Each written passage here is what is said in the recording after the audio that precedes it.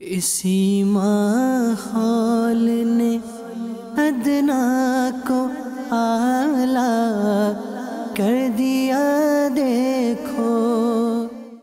ایمان کے بعد سب عبادات سے مقدم رسول اعظم نبی معظم شفیع امم تاجدار عرب و عجم صلی اللہ تعالی علیہ وآلہ وسلم کی تعظیم و توقیر ہے۔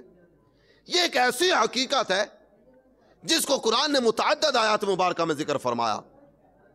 چنانچہ پارہ 9 سورہ اعراف آیت نمبر 157 میں ارشاد ہوا فَالَّذِينَ آمَنُوا بِهِ وَعَزَّرُوهُ وَنَصَرُوهُ وَاتَّبَعُوا النُّورَ الَّذِي أُنزِلَ مَعَهُ أُولَئِكَ هُمُ الْمُفْلِحُونَ۔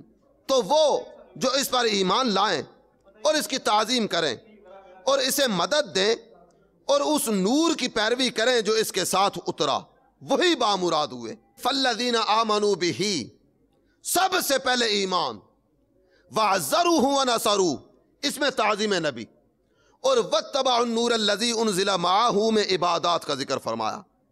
نتیجہ بالکل واضح اور بالکل سیدھی سی بات ہے کہ ایمان کے بغیر رسول اللہ صلی اللہ تعالی علیہ وسلم کی تعظیم مقبول نہیں ہے۔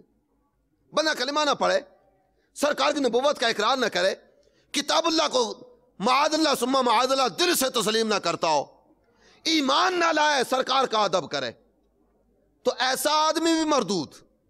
اور جو تعظیم نبی کے بغیر عبادات کی طرف بڑھے، اس کا یہ عبادات کرنا یہ بھی ذرہ برابر قابل قبول ہے ہی نہیں۔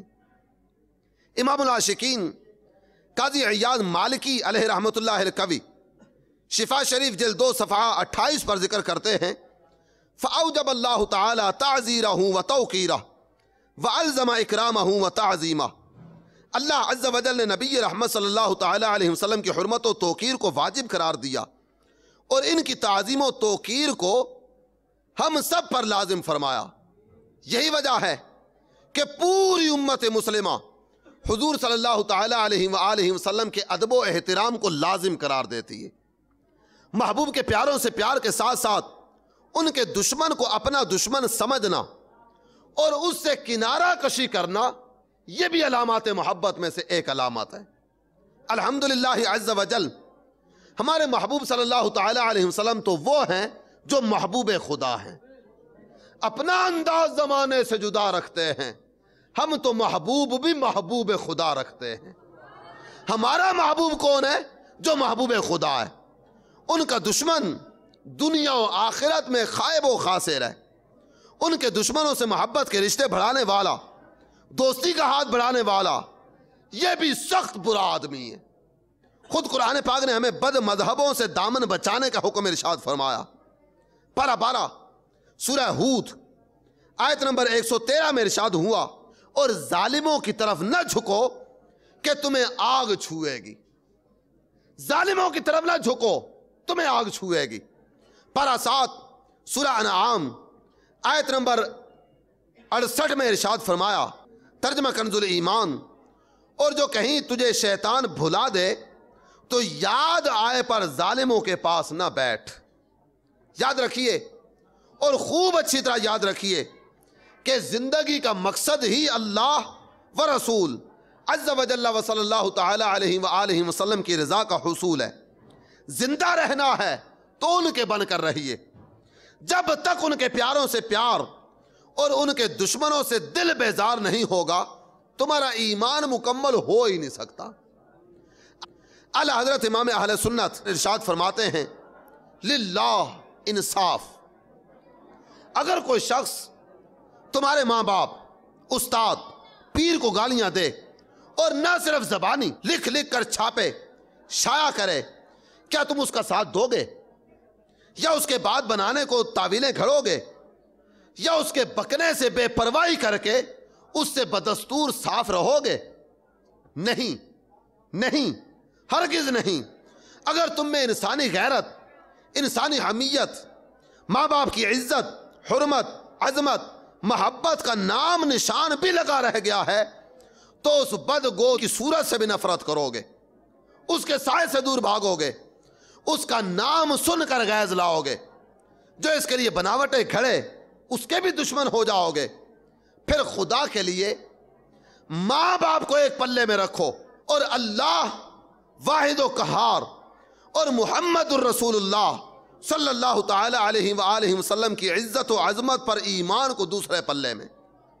اگر مسلمان ہو تو ماں باپ کی عزت کو اللہ و رسول عز و جل و صلی اللہ تعالی علیہ وآلہ وسلم کی عزت سے کچھ نسبت نہ مانو گے. ماں باپ کی محبت و حمایت کو اللہ و رسول کی محبت و خدمت کے آگے نہ چیز جانو گے تو واجب لاکھ واجب سے بڑھ کر واجب کہ ان کے بدگو سے وہ نفرت و دوری اور غیظ و جدائی ہو کہ ماں باپ کے دشنام دہندہ کے ساتھ اس کا 1000واں حصہ بھی نہ ہو.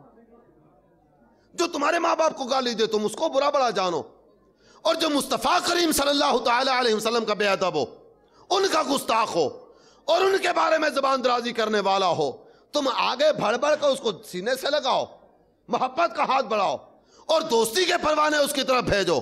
ایسا کیسے ہو سکتا ہے؟ پھر اعلیٰ حضرت امام اہل سنت ذکر فرماتے ہیں، قرآن و حدیث ارشاد فرما چکے کہ ایمان کے حقیقی اور واقعی ہونے کو 2 باتیں ضروری ہیں. نمبر 1 محمد الرسول اللہ صلی اللہ تعالی علیہ وسلم کی تعظیم، اور نمبر 2 محمد صلی اللہ تعالی علیہ وآلہ وسلم کی محبت کو تمام جہان پر تقدیم. آئیے ان دونوں سعادتوں کو پانے کے لیے عاشقان رسول کی صحبت کو اپنائیں. ہفتہ وار اجتماع میں از ابتدا تا انتہا شرکت اور مدنی قافلوں میں سفر کی سعادت حاصل کریں. ہفتہ وار اجتماع میں مدنی قافلوں میں عاشقان رسول کی خدمت میں حاضری دے کر سنت سیکھنے سکھانے کا اہتمام کریں. اسی ماحول نے ادنا کو اعلیٰ کر دیا.